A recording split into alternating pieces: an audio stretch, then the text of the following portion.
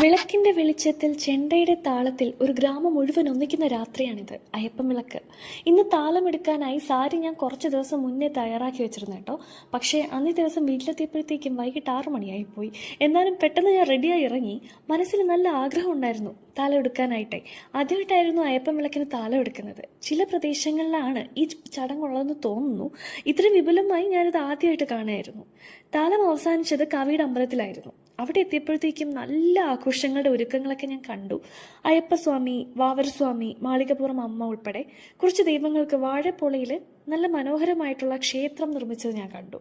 അത് ഞാൻ കുറച്ചു നേരം നോക്കി നിന്നുപോയി കേട്ടോ. എന്ത് ഭംഗിയായിരുന്നു. പിന്നെ അന്ന് രാത്രി സദ്യ ഉണ്ടായിരുന്നു. ഞങ്ങൾ 3 പേര് കൂട്ടം തെറ്റിയിരുന്നത് കാരണം ഭക്ഷണം കിട്ടാൻ കുറച്ച് വൈകിയെങ്കിലും സാമ്പാറും ചോറും ഉപ്പേരിയും പായസവും ഒക്കെ കൂടി നല്ല സ്വാദായിരുന്നു. അതിനുശേഷം ഇരുട്ടിലൂടെ ചെറിയ മഞ്ഞില് അലങ്കാര ദീപങ്ങൾ കാട്ടിയ വഴിയിലൂടെ പഴയ ഉത്സവ വൈബ്, നൊസ്റ്റാൾജിയ, അങ്ങനെ ലോകകാര്യങ്ങളൊക്കെ പറഞ്ഞ് പതുക്കെ ഞങ്ങൾ വീട് പിടിച്ചു.